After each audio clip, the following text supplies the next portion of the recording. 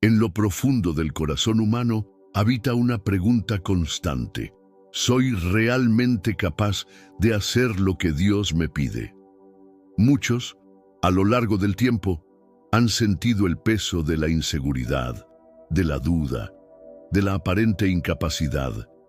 Pero entre las páginas más poderosas de la historia bíblica surge el relato de un hombre común, temeroso, tartamudo y, sin embargo, llamado por Dios para una misión que cambiaría el destino de toda una nación. Esta es la historia de Moisés, el libertador de Israel. Un hombre que no confiaba en su propia voz, pero que escuchó la voz de aquel que todo lo puede. Un hombre que huyó del fracaso, pero fue alcanzado por el fuego de un llamado eterno. Esta es una historia de redención, de poder divino y de cómo Dios transforma a los que se sienten más débiles en instrumentos de gloria. Hoy exploraremos su vida, desde su nacimiento en tiempos de opresión hasta su encuentro con Dios en una zarza ardiente, desde su lucha con el faraón de Egipto hasta la conducción de un pueblo rebelde por el desierto. De principio a fin, veremos cómo Dios usa a los que se sienten incapaces para cumplir propósitos eternos. Las aguas del Nilo eran testigo de lágrimas ocultas y de órdenes crueles. En Egipto, el faraón, atemorizado por el crecimiento de los hebreos, había decretado la muerte de todos los niños varones recién nacidos. Su miedo alzaba estatuas de poder, pero escondía un corazón dominado por la inseguridad. Era un tiempo de oscuridad, de madres llorando en silencio, de cunas vacías, de esperanza sofocada. Pero en medio de esa oscuridad, una llama de fe se encendió en el corazón de una mujer levita. Ella dio a luz a un niño, frágil y hermoso, y durante 3 meses lo escondió con valentía. Lo arrulló sabiendo que en cualquier momento podrían arrebatárselo, y cuando ya no pudo protegerlo más con sus brazos, tejió con sus propias manos un refugio de juncos, cubierto de brea y esperanza. Lo colocó sobre las aguas del río que debía haber sido su tumba, y en cambio se convirtió en su camino hacia el destino. Su hermana Miriam lo siguió con la mirada desde la distancia. Con el alma en vilo, vio cómo la corriente llevaba la pequeña cesta justo hacia donde ninguna madre hubiera querido, al baño real, donde la hija del faraón descendía a refrescarse. Pero fue allí, precisamente allí, donde ocurrió uno de los giros más impresionantes del plan divino. La princesa egipcia vio la cesta, escuchó el llanto y su corazón se quebró. En ese instante, el amor venció al decreto. La compasión derrotó al mandato de muerte. Aquel bebé hebreo, que debía ser eliminado, fue adoptado por la misma casa real que buscaba su destrucción. Y en un acto aún más sorprendente, fue la madre del niño quien terminó siendo llamada para amamantarlo. Ella lo crió en secreto, sabiendo que su hijo estaba siendo preparado por Dios, aunque los caminos no eran los que ella había imaginado. Moisés creció entre 2 mundos. Mientras sus pies pisaban mármol de palacio, su corazón latía con las memorias de su pueblo. Recibió la educación de los sabios egipcios, ciencia, arte, guerra, estrategia. Pero cada palabra de sabiduría aprendida en el palacio era sembrada sobre un terreno fértil, regado por la compasión que sentía por los esclavos que veía desde los ventanales dorados. Desde su nacimiento, la vida de Moisés estaba marcada por algo más grande que la casualidad. Él no era simplemente un niño afortunado, era un niño apartado, separado para algo más. Nacido en tiempos de muerte, pero preservado por propósito, criado por el opresor, pero con el corazón del oprimido, educado en poder, pero sembrado con un anhelo de justicia. Y aunque aún no lo sabía, el Dios que lo libró de las aguas tenía un encuentro preparado. porque antes de liberar a un pueblo, Moisés tendría que ser confrontado por la llama viva del llamado. La zarza estaba por arder y nada volvería a ser igual. El tiempo pasó. Moisés, ya hombre, no podía apagar el fuego que ardía en su interior. Aunque sus túnicas fueran de príncipe y sus días transcurrieran entre columnas de mármol, su corazón no encontraba descanso. Cada latigazo que caía sobre un hebreo resonaba como un trueno en su alma. Cada grito de dolor, cada rostro hundido en la esclavitud, era un eco constante que lo perseguía incluso en el silencio del palacio. Y fue un día aparentemente común cuando su vida dio un giro irreversible. Moisés salió a observar a su pueblo, como si algo lo empujara desde dentro. Y lo que vio lo desgarró. Un egipcio golpeaba sin piedad a un hebreo indefenso. Entonces la justicia brotó como un torrente incontrolable. Su ira se mezcló con compasión, y en un instante de impulso, Moisés mató al agresor. Intentó ocultarlo. Enterró el cuerpo en la arena, pero no podía enterrar su conciencia. Al día siguiente, intentó intervenir entre dos hebreos que discutían. Quiso ser mediador, pacificador, pero lo rechazaron sin contemplaciones. ¿Quién te puso por juez sobre nosotros? ¿Vas a matarme también como al egipcio? Sus palabras fueron un puñal que atravesó la imagen que Moisés tenía de sí mismo. No lo veían como un héroe, no lo reconocían como libertador. Era un hombre sin identidad, sin pueblo, sin dirección. Y pronto la noticia llegó a oídos del faraón. Moisés, el niño que fue rescatado del Nilo, el príncipe criado en la corte, ahora era un fugitivo. Así comenzó el éxodo personal de Moisés, no el de multitudes, no el de las plagas ni los prodigios, sino el suyo, el de la vergüenza, la huida, la soledad. Dejó Egipto, dejó el lujo, dejó todo lo que conocía, y llegó al desierto de Madián, tierra ajena, tierra dura, donde el sol parecía inmóvil y el viento contaba historias de hombres olvidados. El sol ardía con intensidad sobre el rostro polvoriento de Moisés. Su respiración era pesada, su corazón una tormenta. Había huido de Egipto dejando atrás todo lo que conocía. Caminó durante días sin rumbo, sin mapa, hasta llegar a una tierra extraña, Madián. Allí, junto a un pozo, la historia volvió a moverse. Moisés se sentó a descansar, intentando pasar desapercibido. Pero entonces escuchó gritos, voces femeninas, sobresaltadas, angustiadas. Se levantó de un salto y observó una escena que le resultaba dolorosamente familiar. Un grupo de pastores varones hostigaba a 7 jóvenes mujeres que intentaban dar de beber a su rebaño. Las empujaban, les arrebataban los baldes, querían ocupar su lugar como si no valieran nada. Moisés no pudo quedarse sentado. A pesar de estar agotado, sin armas ni aliados, su instinto de justicia despertó una vez más.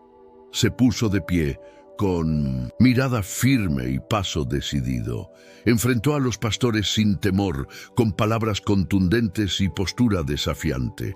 No les permitió intimidar a las muchachas ni tomar el agua por la fuerza. Su voz, aunque curtida por la arena, resonó con autoridad. Los pastores, sorprendidos por su valentía, retrocedieron y se marcharon. Las mujeres lo miraron, primero con asombro, luego con gratitud. Entre ellas estaba Séfora, hija de Jetro, el sacerdote de Madián. Aquella mirada que en un instante lo estudió y lo entendió, sería parte de su nueva historia. Moisés, que había huido en vergüenza, ahora era recibido con honra. Las jóvenes regresaron a casa más temprano de lo habitual, y al contarle a su padre lo sucedido, Jetro no tardó en invitar a aquel forastero a su mesa. Fue allí, en esa casa humilde pero llena de sabiduría, donde Moisés encontró un nuevo hogar, Con el paso del tiempo, se casó con Séfora y comenzó una vida completamente distinta. Ya no era príncipe, ni guerrero, ni juez.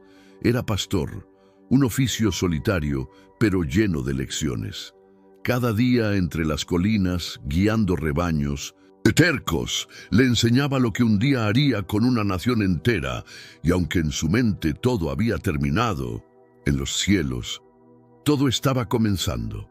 Dios no había olvidado a Moisés. Aquel acto de valentía en el pozo no fue una casualidad, sino una chispa, una señal de que su corazón seguía latiendo con justicia, pero aún necesitaba ser pulido, preparado, quebrantado, porque no basta con desear libertad para otros.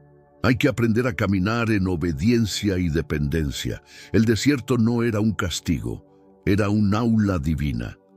Durante esos años en Madián, Moisés aprendió a esperar, aprendió a escuchar, aprendió a depender no de su fuerza, sino del tiempo y la voluntad de Dios. Y mientras pastoreaba ovejas, sin saberlo, su alma era entrenada para pastorear un pueblo entero. El silencio del desierto tallaba en él la paciencia, la humildad, la fe.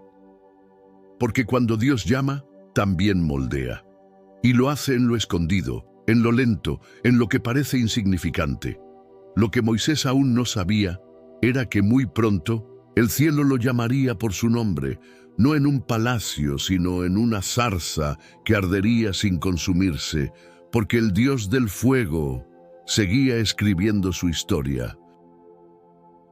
Era un día cualquiera, un día como los cientos que Moisés había vivido pastoreando ovejas en el desierto. El sol golpeaba fuerte, el viento levantaba el polvo y el silencio lo envolvía todo. Nada parecía distinto, pero en el reino de los cielos no hay días comunes cuando el propósito está a punto de revelarse. Moisés guió el rebaño de su suegro Jetro hasta el monte Horeb, conocido como el monte de Dios.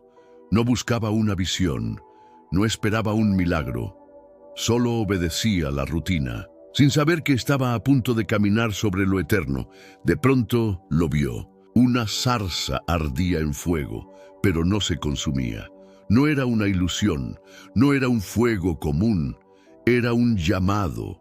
Intrigado, se acercó, y entonces, desde el corazón mismo del fuego, una voz lo llamó por su nombre.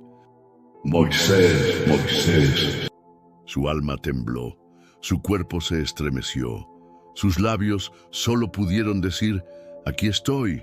Y la voz le dijo, no te acerques, quita las sandalias de tus pies porque el lugar donde estás es tierra santa. En ese instante el desierto se volvió sagrado, el polvo se volvió altar, el silencio se volvió voz, y Dios se reveló. Yo soy el Dios de tu padre, el Dios de Abraham, de Isaac y de Jacob. Moisés, conmovido por lo eterno, cubrió su rostro.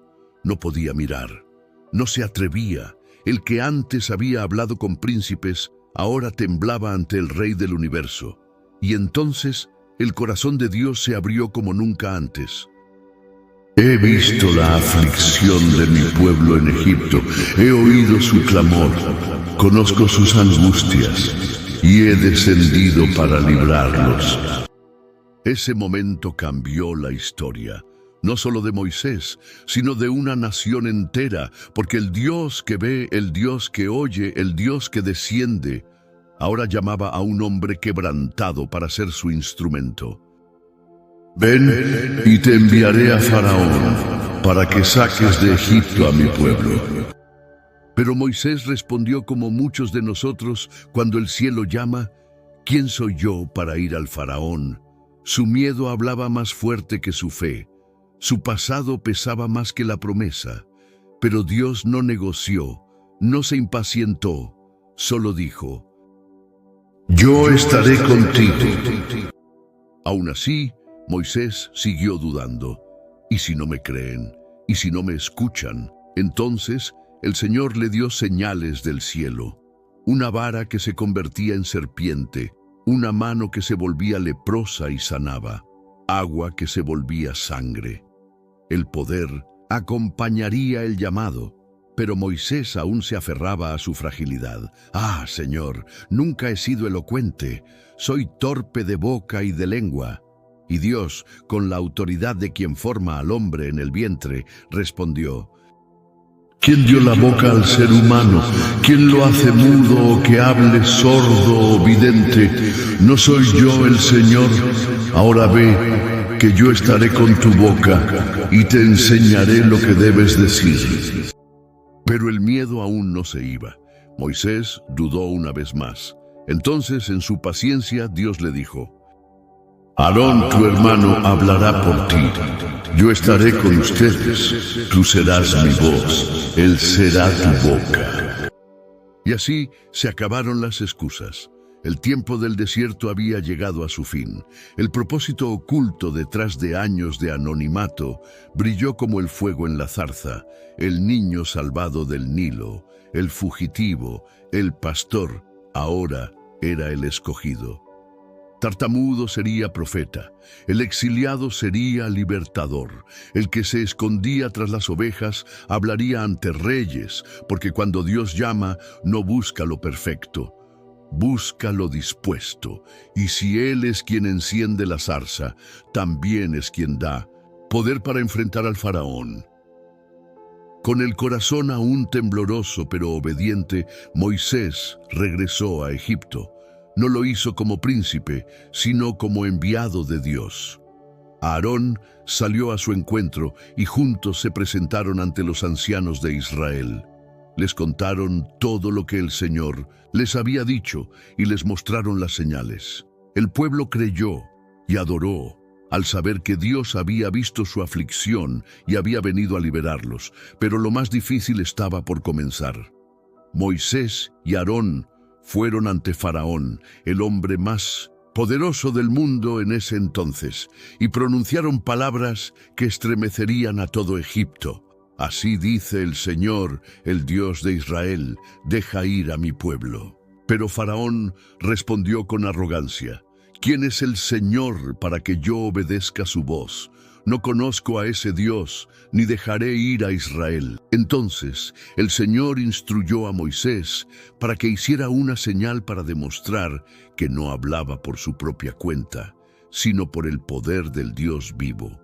Dios le dijo a Moisés: toma tu vara y lánzala al suelo. Así Moisés obedeció, y cuando la vara tocó el suelo, se convirtió en una serpiente que se movió rápidamente. Moisés, temeroso, dio un paso atrás, pero el faraón no se impresionó y llamó a sus magos y hechiceros. Ellos también lanzaron sus varas al suelo, y por el poder de sus artes ocultas, las varas se convirtieron en serpientes. El escenario parecía igualado, y Faraón, confiado, pensaba que su magia era suficiente para igualar el poder de Moisés. Pero entonces Moisés fue testigo del poder superior de Dios. La serpiente que había surgido de la vara de Moisés, por mandato del Señor, se tragó a todas las otras serpientes de los magos. La serpiente de Moisés, con poder divino, consumió todo intento humano de imitar lo que solo Dios podía hacer. Este acto fue solo el principio de las señales que Dios daría para mostrarle al faraón, a Egipto y al mundo que el Señor es el único Dios soberano sobre todo y que no hay poder humano o demoníaco que pueda compararse con él. En lugar de liberar al pueblo, Faraón aumentó su opresión. Ordenó que ya no se les diera paja para hacer ladrillos, pero exigió la misma producción. Los capataces golpeaban a los hebreos y el pueblo comenzó a dudar del liderazgo de Moisés. Él, angustiado, clamó a Dios: ¿por qué me enviaste? Desde que hablé a Faraón, todo ha empeorado. Pero el Señor le respondió con firmeza: ahora verás lo que haré.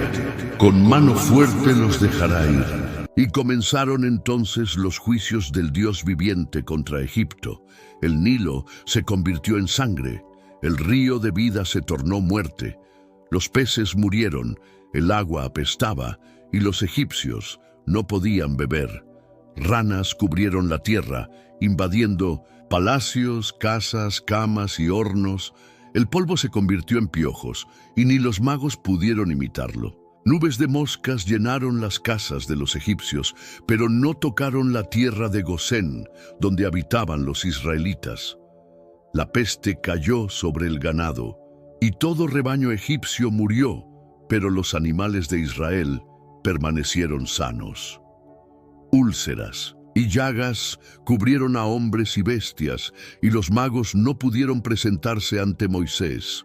Un granizo jamás visto arrasó los campos, y fuego corría entre el hielo.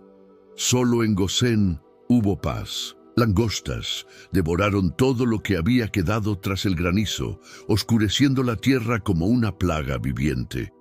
Tinieblas espesas cubrieron Egipto por 3 días, tan densas que nadie podía moverse. Pero en las casas de los israelitas había luz. Plaga tras plaga golpeaba el corazón endurecido de Faraón. Cada juicio no era solo una muestra del poder divino, sino una confrontación directa contra los falsos dioses de Egipto. El Señor estaba humillando a cada ídolo, revelando su supremacía, santidad y justicia. Era Dios quien hablaba, quien actuaba, quien defendía a su pueblo. Pero aún quedaba una última plaga, la más profunda, la más dolorosa, la más decisiva. A medianoche yo pasaré por Egipto, y morirá todo primogénito en la tierra, desde el hijo del faraón hasta el hijo del esclavo. Pero entre los hijos de Israel ni un perro ladrará. Fue entonces cuando Dios instituyó la Pascua. La sangre del cordero sobre los dinteles de las puertas sería la señal. Cuando vea la sangre, pasaré de largo. Esa noche, el juicio y la misericordia caminaron juntos, uno para herir, otro para proteger, y cuando la muerte pasó por Egipto, un gran clamor se levantó. El dolor llegó a cada casa. Faraón, quebrado, llamó a Moisés en la noche y le dijo: «Levántate, sal de en medio de mi pueblo, y bendíganme también». Así, tras siglos de esclavitud, el pueblo de Dios salió con mano poderosa, no como fugitivos, sino como redimidos, porque el Señor había luchado por ellos, y Moisés, el tartamudo pastor, guiaba ahora a una nación libre, bajo la nube de gloria. El pueblo de Israel, después de siglos de esclavitud, fue finalmente libre. Salieron apresuradamente de Egipto, llevando consigo sus pertenencias, el pan sin levadura, porque no hubo tiempo de fermentar la masa, y las riquezas que los egipcios, aterrados por el poder de Dios, les entregaron con manos temblorosas. El Señor había cambiado el curso de la historia. Iban rumbo a la tierra prometida, no como esclavos fugitivos, sino como una nación naciente bajo el liderazgo de Dios. Pero Dios no los llevó por el camino más corto. En su sabiduría, los condujo hacia el desierto, en dirección al Mar Rojo. Sabía que aún no estaban listos para enfrentar guerras y pruebas. Lo que necesitaban no era pelear, sino aprender a confiar. Así, el Señor mismo iba delante de ellos, una columna de nube durante el día y una columna de fuego durante la noche. Su presencia visible, su guía, su escudo. Sin embargo, Faraón volvió a endurecer su corazón. Al ver que Israel se alejaba, se arrepintió de haberlos dejado ir.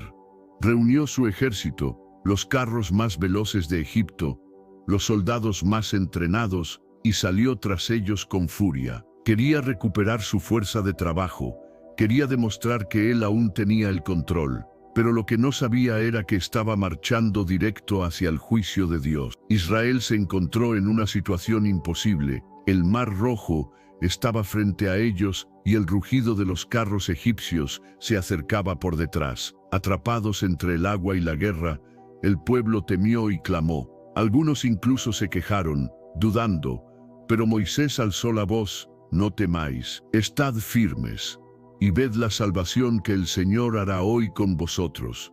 porque a los egipcios que ahora veis, nunca más los volveréis a ver.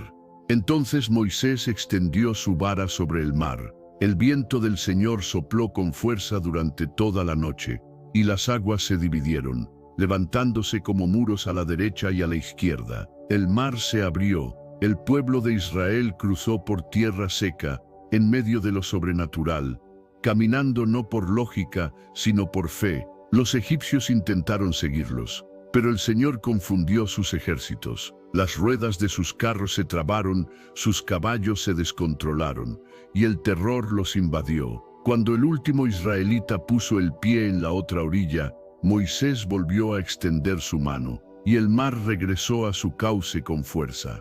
Las aguas cubrieron a todo el ejército de Egipto. No quedó ni uno solo. La liberación fue total, no por la espada, no por la estrategia humana, sino por el dedo de Dios. Entonces Moisés, con el corazón ardiendo de gratitud, entonó un cántico ante todo el pueblo: cantaré al Señor, porque se ha glorificado grandemente. Al caballo y al jinete arrojó en el mar, y María, la profetisa y hermana de Moisés, tomó un pandero y lideró a las mujeres con danza y alabanza, proclamando la fidelidad de Dios. Fue una celebración santa, una fiesta de la libertad, un canto al Dios que abre camino donde no lo hay. Israel ya no era un pueblo de esclavos, era el pueblo escogido de Dios, nacido en milagro, redimido por su poder y guiado hacia su propósito. El desierto no fue un error, ni una pérdida de tiempo. Fue la escuela de Dios, donde cada paso, cada prueba, cada necesidad era una lección de dependencia. Allí no se trataba solo de caminar, sino de aprender a confiar. No pasó mucho antes de que el hambre golpeara. El pueblo murmuró contra Moisés y Aarón: ojalá hubiéramos muerto en Egipto, donde comíamos pan hasta saciarnos. Se quejaban como si el Dios que los había sacado con mano poderosa los hubiese olvidado. Pero Dios, en su paciencia, no respondió con ira, sino con pan. Cada mañana, al despertar, la tierra estaba cubierta de algo fino, blanco, como escarcha. Era el maná, el pan del cielo. Debían recoger solo lo necesario para el día, porque si guardaban de más, se llenaba de gusanos. Solo en el sexto día podían recoger doble, pues el séptimo, el día de reposo, no caía nada. Así aprendían que la provisión venía de Dios, día tras día. No era solo alimento, era formación, fe práctica, dependencia diaria. Luego vino la sed. El pueblo volvió a murmurar: ¿está o no está Dios entre nosotros? Dudaban, aunque habían visto el mar abrirse. Pero en Horeb, el Señor mandó a Moisés que golpeara la roca, y del interior de lo imposible brotó agua en abundancia. Agua viva, donde no había manantial. Fue gracia sobre queja, provisión sobrenatural ante incredulidad humana. Pero las pruebas no venían solo del corazón. El enemigo atacó. Amalek, un pueblo cruel, se levantó contra Israel. Moisés no se desesperó, envió a Josué a luchar, mientras él subía al monte con la vara de Dios. Y algo extraordinario ocurrió. Mientras Moisés alzaba sus brazos, Israel vencía, pero cuando los bajaba, Amalek ganaba. Era una batalla visible, pero con raíces espirituales. Moisés se cansaba. Entonces Aarón y Hur se pusieron a su lado, uno a cada lado, y le sostuvieron los brazos hasta la puesta del sol. Y la victoria fue de Israel, no por fuerza, sino por intercesión, no por estrategia, sino por unidad. Fue una lección eterna. Cuando las manos se levantan al cielo, Dios actúa en la tierra. En medio del avance, también hubo necesidad de orden. Moisés atendía solo todos los asuntos del pueblo, desde el más grande al más pequeño. Su suegro Jetro, al verlo, le dio un consejo sabio: no puedes hacerlo tú solo. Enseña al pueblo los estatutos de Dios y escoge hombres capaces, temerosos de Dios, veraces, que juzguen los asuntos menores. Y tú ocupa tu lugar delante de Dios por ellos. Y Moisés escuchó, delegó, organizó, multiplicó, porque un líder no se mide solo por lo que hace, sino por lo que enseña a otros a hacer. Así, paso a paso, milagro tras milagro, Dios estaba formando algo más grande que una multitud. Estaba forjando una nación santa. No solo libertos, sino un pueblo que vivía de su voz, caminaba por su nube y bebía de su mano. En el desierto, donde no hay nada, el pueblo descubría que Dios era todo. El pueblo llegó al pie del monte Sinaí. No era una simple parada, era el destino de esa primera etapa del viaje. Dios los había guiado hasta allí con un propósito eterno: sellar un pacto, revelar su ley y formar una nación santa. Pero antes de hablar, el Creador quiso que aprendieran a temblar ante su gloria. Durante 3 días se purificaron, lavaron sus vestidos y se abstuvieron de toda impureza. Nadie podía tocar el monte, ni hombre ni bestia, porque la santidad de Dios lo había marcado como territorio sagrado. Y al tercer día, el cielo rugió, truenos estallaron, relámpagos desgarraron las nubes, y una densa nube descendió sobre la cumbre. Una trompeta celestial resonaba cada vez más fuerte, como si el cielo entero respirara fuego. El monte Sinaí humeaba, temblaba, ardía. Dios había descendido. El pueblo se estremecía de miedo. Nadie osaba acercarse, pero Moisés subió, y en la cima escuchó la voz del Eterno. Desde lo alto, entre fuego y majestad, Dios habló y entregó su ley, los 10 mandamientos. Palabras que no eran solo normas, sino el reflejo del carácter divino, la base del pacto. La constitución de un pueblo llamado a ser diferente. No tendrás dioses ajenos delante de mí. No te harás imagen ni te inclinarás a ella. No tomarás el nombre de Jehová tu Dios en vano. Acuérdate del día de reposo para santificarlo. Honra a tu padre y a tu madre. No matarás, no cometerás adulterio, no robarás, no hablarás contra tu prójimo falso testimonio, no codiciarás. Estas palabras santas no fueron susurradas, sino tronadas desde el cielo. El pueblo, abrumado por el sonido y el fuego, rogó a Moisés: habla tú con nosotros y escucharemos, pero que no nos hable Dios, para que no muramos. Temor reverente, pero también distancia. Entonces Moisés subió de nuevo, esta vez por 40 días, al corazón de la nube. En esa intimidad divina, Dios le dio instrucciones detalladas para edificar el tabernáculo, el lugar donde su presencia habitaría en medio del pueblo. Le habló del sacerdocio, del altar, de la expiación. Era el plan celestial para hacer posible la comunión entre el cielo y la tierra.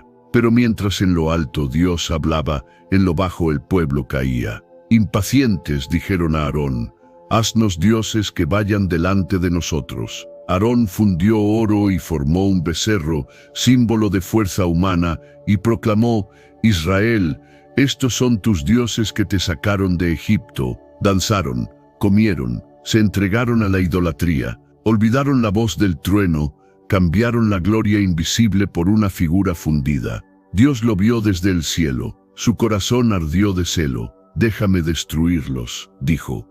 Pero Moisés, el siervo fiel, intercedió, clamó, apeló al pacto, a la promesa, a la fidelidad divina. Y Dios escuchó. Cuando Moisés bajó y vio con sus ojos la corrupción, rompió las tablas sagradas. El pacto había sido quebrantado antes de ser abrazado, pero no fue el fin. Una vez más, Moisés subió al monte, no solo como líder, sino como mediador. Allí, con el rostro humillado, hizo una petición que estremeció los cielos: te ruego que me muestres tu gloria. Y Dios, en un acto de infinita misericordia, pasó delante de él y proclamó su nombre: Jehová, Jehová, fuerte, misericordioso y piadoso, tardo para la ira y grande en misericordia y verdad. Cuando Moisés descendió esta vez, traía nuevas tablas y un rostro que resplandecía con la luz del cielo. había estado en la presencia. En el Sinaí, Dios no solo dio mandamientos, dio su corazón, su presencia, su pacto eterno. Allí, entre fuego, nube y trompeta, nació una nación llamada a reflejar al Dios vivo. Un pueblo que no viviría por instinto, sino por palabra, no por oro, sino por gloria. Después del pacto en el Sinaí, comenzó una nueva etapa en la vida de Moisés, ya no solo como libertador, sino como organizador, legislador y pastor de un pueblo difícil, aún inmaduro. Bajo la dirección divina, el pueblo levantó el tabernáculo, la tienda de reunión, conforme a cada detalle sagrado que Dios le reveló en la cima del monte. Cada cortina, cada utensilio, cada medida y color hablaban de un significado espiritual profundo, porque Dios no solo quería ser su libertador, quería habitar en medio de ellos. Y así ocurrió, la nube de la gloria de Dios descendía sobre el tabernáculo. Durante el día era una columna de nube, durante la noche fuego resplandeciente. Cuando se movía, el pueblo marchaba, cuando se detenía, ellos acampaban. Dios caminaba con ellos, pero el corazón humano es inconstante. No pasó mucho tiempo antes de que el pueblo comenzara a quejarse por el agua, por el calor del desierto. Algunos decían que Egipto, la esclavitud, había sido mejor. Moisés, con paciencia, compasión y dolor, intercedía una y otra vez. Su liderazgo fue probado por el pueblo, por su hermana María y su hermano Aarón, y por el peso de su propio agotamiento. Un día en Meriba, el pueblo volvió a reclamar agua. Dios le dijo a Moisés, «Habla a la roca». Pero Moisés, herido por la dureza del pueblo, golpeó la roca 2 veces con su vara. El agua brotó, sí, pero Dios fue deshonrado delante del pueblo. Y entonces vino una palabra dolorosa: «No entrarás en la tierra prometida». Años después, cuando el pueblo estuvo al fin a las puertas de Canaán, Moisés se dirigió a ellos por última vez. Sus palabras, registradas en el libro de Deuteronomio, no fueron solo leyes, fueron un clamor del alma, el legado de un líder que amaba profundamente a su pueblo. Escoge pues la vida para que vivas tú y tu descendencia, amando a Jehová tu Dios, atendiendo a su voz y siguiéndolo a él. Finalmente, Dios llevó a Moisés al monte Nebo, frente a Jericó. Desde allí le mostró toda la tierra que había prometido a Abraham, Isaac y Jacob. Moisés la vio, pero no entró. Allí, solo con Dios, Moisés murió. No hubo funeral, no hubo tumba. Dios mismo lo enterró. La historia de su vida terminó en intimidad con aquel a quien sirvió hasta el final.